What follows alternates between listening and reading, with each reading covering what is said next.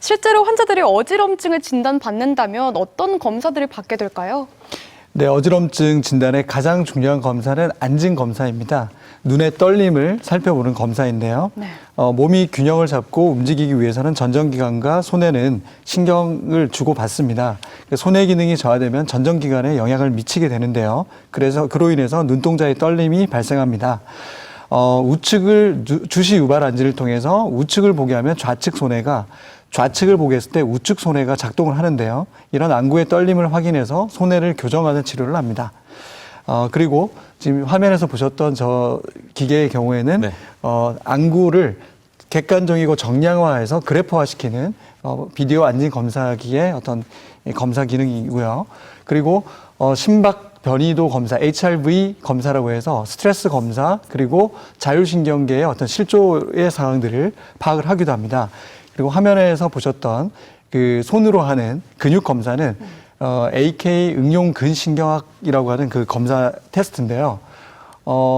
근육 검사를 하는 것 같지만 실질적으로는 근육은 이 뇌신경계의 창문이 됩니다. 네. 이 근육 검사를 통해서 뇌신경계의 기능들을 파악을 하는데 그게 손의 기능 그리고 대뇌 기능들을 파악을 해서 교정 치료에 활용하게 됩니다. 네, 지금까지는 이제 어지럼증 겪고 있는 분들 검사하는 방법에 관해서 말씀해 주셨고요. 앞서 영상을 보니까 치료할 때 턱관절 교정을 한다 이런 내용이 있던데 굉장히 특이했습니다. 한방에서는 보통 어떻게 치료를 하죠? 네, 아까 말씀하신 턱관절 네. 균형 치료의 핵심은 이 턱관절 장치인데요. 이 턱관절 장치는 주무실 때, 특히 주무실 때 그리고 일상의 활동을 하실 때 네. 착용을 하셔서 턱의 전후, 좌우 그리고 상하의 중심을 맞춰주는 역할을 합니다. 그게 어지럼증의 신경학적 치료가 되겠는데요. 네. 그만큼 이 턱관절이 우리 뇌신경계와 이 척추의 균형을 맞춰주는 아주 치료의 키포인트가 됩니다. 네. 실질적으로 이 가장 쉬지 않고 가장 위에 있는 관절이거든요. 그만큼 이제 중요한 치료의 포인트가 되겠고요. 이 턱은 이를 악문다거나 아니면 이를 간다거나 아니면 코를 곤다거나 할 때 네. 이 턱이 틀어지기가 쉽습니다. 그 턱이 틀어졌을 때 항상 뭐냐면 경추의 문제, 척추의 문제, 골반의 문제까지 전부 다 연결이 되기 때문에 이런 부분들을 포인트로 치료를 해야 될 것 같고요. 예. 그리고 구조적 치료는 아까 손의 기능을 강화시키는 게 가장 중요한데요. 어지럼증은 이 추나요법을 통해서 구조적인 문제를 해결해서 손해를 강화시키게 됩니다. 즉 근육과 관절 속에 있는 신경 전달의 어떤 수용체를 자극해서 중추신경계의 불균형들을 해소하게 되는 것이죠. 네. 지금까지는 어떤 이 구조적인 문제를 제가 치료를 하게 됐다면 영양학적인 치료와 심리적인 치료가 좀 있습니다. 네. 특히 영양학적인 치료에 있어서 어지럼증에서 피해야 될 세 가지를 꼽는데요. 첫 번째가 밀가루 음식이고 두 번째가 카제인을 함유한 유제품 그리고 세 번째가 육류 중에서 돼지고기를 제가 꼽습니다. 이 세 가지 음식의 공통점은 담즙이 울체되거나 담즙이 부족해지는 이런 현상을 발생하게 되는데 네. 이 담즙이라는 게 되게 생소하시잖아요. 네. 어떤 건가요? 실질적으로 네. 담즙이라는 거는 간에서 생성이 되어서 우리가 담낭에 저장이 되고 소장으로 분비가 됩니다. 그로 인해서 지방의 분해라든지 콜레스테롤의 형성 그리고 담독소를 배설해주는 굉장히 중요한 그리고 장내의 미생물의 환경을 만들어주거든요. 네. 근데 이 부분들이 부족하거나 막히게 되면 항상 뭐냐면 이 간내의 문제, 간 해독의 문제, 그리고 장의 문제를 일으키면서 뇌신경계로 바로 다이렉트로 연결이 되게 돼 있습니다. 그게 장뇌축이라고 하거든요. 네. 그 장뇌축의 핵심적인 요소가 바로 이 담즙입니다. 담즙. 네. 담즙. 심리적 치료.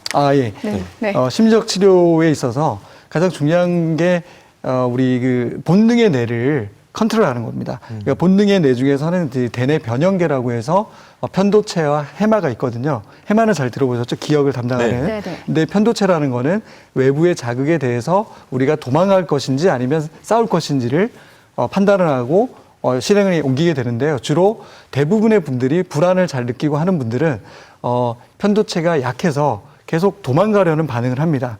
그러니까 이럴 때는 본능의 뇌가 굉장히 약하신 분들은 이 이성의 뇌가 전두엽을 강화시키는 작용을 통해서 본능을 억제하게 되는데 그게 명상이 되고 호흡이 되고 어떤 산책이 되고 긍정적인 어떤 이 스트레스 해소 방법이 되는 것입니다. 그렇군요.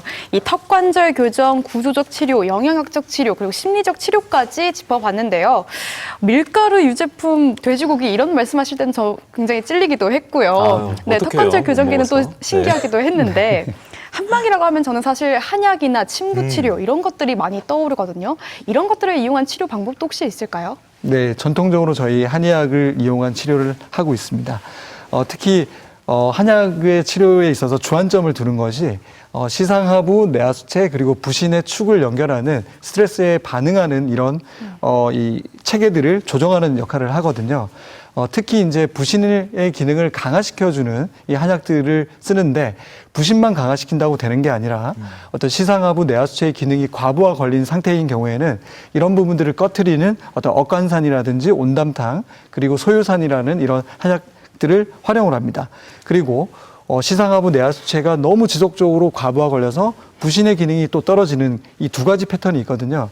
이럴 때는 부신을 자체를 강화시켜주는 음양 쌍보탕이나 아니면 팔미환, 육미 지황탕을 활용해서 맞게 처방을 하고 있습니다. 네. 그리고 이제 약침 치료나 침 치료가 있는데요. 네. 약침 치료라는 거는 한약의 장점과 침 치료의 장점을 모아놨습니다. 그래서 신속하고 정확한 반응들이 나타나는데요. 어떤 구조적인 요인보다는 어떤 감정적이고 영양학적인 문제가 있을 때 약침을 통해서 활용을 합니다. 그로 인한 약재들은 웅담, 조구 등 황칠, 그리고 어떤 이 진센이라고 하는 이런 약침들을 가지고 활용을 하고 있습니다. 그리고 침치료는 저희가 오장육부의 허실을 판단을 하고 그에 대해서 그 장부에 해당하는 경락에 어떤 이 혈자리를 딱 잡습니다. 네. 그리고 여러 혈자리를 잡지 않고 딱 1침, 제일 주요한 원인들을 살펴서 방향에 따라 영수보사라고 하는데 이 방향에 따라서 침치료를 하면 바로 즉각 효과를 보게 되어 있습니다. 그렇군요. 자, 이렇게 어지럼증에 관해서 이야기를 시작했고 왜 생기는지 치료 방법은 어떻게 해야 되는지 송영길 한의사가 짚어줬습니다.